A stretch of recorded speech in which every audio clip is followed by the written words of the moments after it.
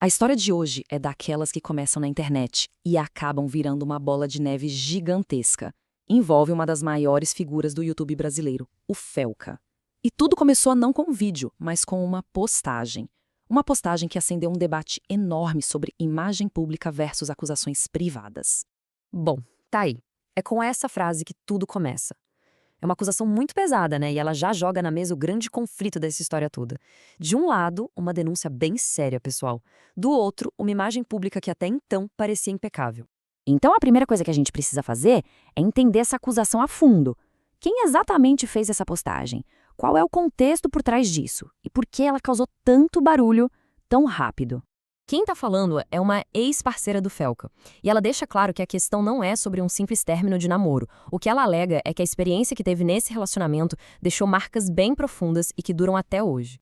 Agora, vamos entrar nos detalhes do que ela relatou, porque as alegações vão bem além de um fim de namoro que deu errado. O que a fonte descreve é o que seria um padrão de comportamento manipulador e prejudicial que aconteceu ao longo do tempo.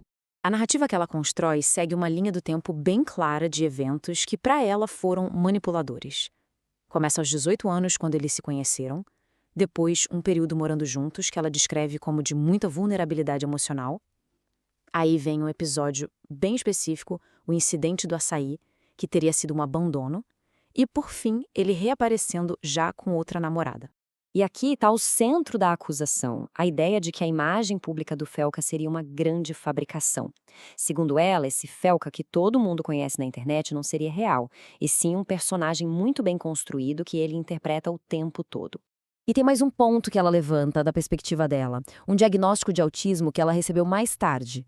Para ela, isso foi crucial para entender a própria vulnerabilidade que sentia na época do relacionamento.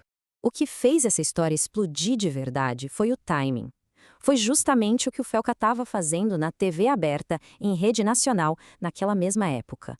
E é aqui que o choque entre a persona pública e as denúncias privadas vira um paradoxo gigante. Olha, esse quadro aqui deixa o contraste bem claro, né? De um lado, a imagem pública, o cara falando de saúde mental no Fantástico, e do outro, as alegações privadas, acusações de manipulação, de abandono e de ser, na verdade, um personagem totalmente calculado. A fonte que a gente analisou para montar essa apresentação questiona diretamente a emissora de TV. A crítica é: colocar justamente essa figura como um exemplo de estabilidade mental com essas acusações no ar foi, no mínimo, uma decisão arriscada. E quando a gente acha que a história já é complexa o suficiente, ela dá uma virada totalmente inesperada. Sai da esfera pessoal e entra de cabeça no campo da política nacional. Tudo por causa da chamada Lei Felca. Então, o ponto crucial aqui é o seguinte: a influência do Felca foi tão grande que um vídeo viral dele ajudou a impulsionar a criação de uma lei de verdade, uma lei federal. E essa lei, agora, é o centro de um debate enorme sobre liberdade e controle na internet. E a fonte, o canal AN Capsu, faz uma crítica bem dura a essa lei. Eles argumentam que a lei foi aprovada sem uma discussão democrática ampla, que ela aumenta a vigilância sobre todo mundo e ainda cria custos desnecessários sem realmente proteger quem deveria. E com isso, a gente chega no argumento final da fonte, que é o que tenta conectar todos esses pontos. A grande pergunta que eles deixam no ar é: e se nada disso foi por acaso? E se tudo foi parte de um plano maior? Para a fonte, isso não foi uma série de coincidências, mas uma sequência de eventos planejada. O pânico que o vídeo do Felca gerou teria sido amplificado pela mídia e os políticos teriam aproveitado essa onda para passar uma lei que, no fim, aumenta o controle do Estado na internet. O narrador da fonte, do Ancapsu, chega a dizer que no começo até ele foi enganado pelo vídeo do Felca, mas que agora ele vê o caso todo como uma grande manobra do sistema para aprovar essa legislação específica. No final, a fonte nos deixa com essa questão complexa.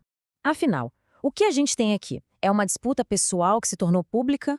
Um caso de hipocrisia? Ou uma agenda política muito bem orquestrada? Talvez a resposta não seja uma coisa só, mas um pouco de todas elas.